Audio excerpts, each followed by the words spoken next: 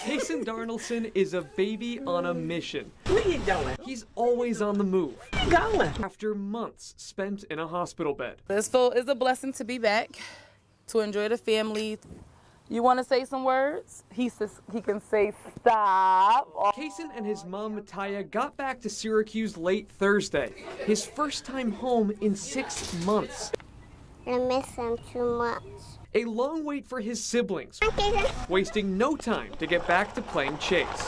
They've got the edge on Kason for now, but he knows how to steal the spotlight. You say thank you. Say thank you. Seeing him today, it's easy to forget all he's been through. I couldn't see 1.5. What can you say besides that's the miracle baby who went from not being able to really move, being on a tube, being close to not having a transplant because of the chronic issues. So to now be at a place where he is transplanted, to now be at a place where I can sleep peacefully at night. A feeling everyone in the family now has, welcoming Kason back home with open arms. Who back there? Give mommy huggies. It's a blessing. You take one day at a time. I'm thankful for my miracle. I'm thankful for the prayers, the support. And I can't ask for nothing less than that, right? High five. High five. High five. Cotton loops can be used in a lot of ways. This happens to be 2-year-old Chelsea's favorite.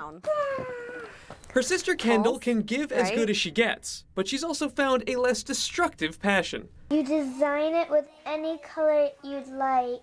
When it comes to making pot holders, Kendall is something of an expert.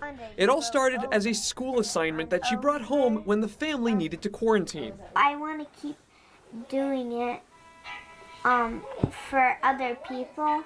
Eventually, she started selling them, and Mom thought she knew exactly where that money would be going. At this point, she had already raised $60. I thought for sure she'd be buying her Nintendo Switch. And as she says no. Kendall had something else in mind.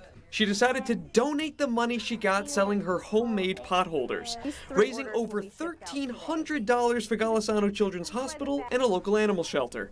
When she told me, I instantly started crying because I was so proud.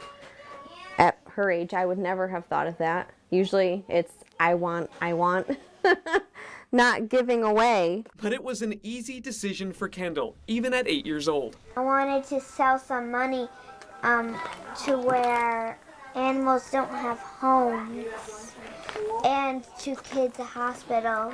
So while she still uses cotton loops for other stuff like fashion, Look like a superhero.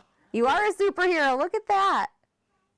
she has heroic goals in mind for what her cotton loops can do. Do you want to keep going? $1 zillion. 1 zillion, that's a lot. One pot holder at a time. Gotcha. It began with a basketball court. We just want to create our community. We want to rebuild this broken community. Phase 1 in the 7-month building of the Agape Lounge. Agape means love. It's a love that Dr. Martin Luther King spoke of a lot. With that love, Cassandra Richardson, born and raised in Syracuse, transformed her home So if we come into this room, into something truly special. this is our music room for our youth. Here we have DJ equipment. We have a drum set. We have a keyboard and guitars. This is my family. We have an arcade stand. You could come into the cosmetology room. It's our sewing station, or you can make bracelets, necklaces. Then you have our nail station. And in the study room, they have computers. Every room of the house designed for learning, fun, and We actually converted the garage into a bedroom so that all of the other space could be to the kids and for the kids.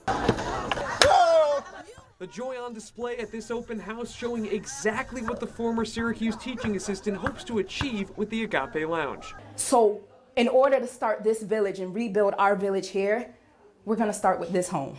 So that's what we did. Once they officially open, the nonprofit is set to run 5 days a week, free of charge. My dream is to have an Agape Lounge on each side of town.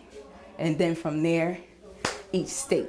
Then from there, national. You know, I feel like this can be something great.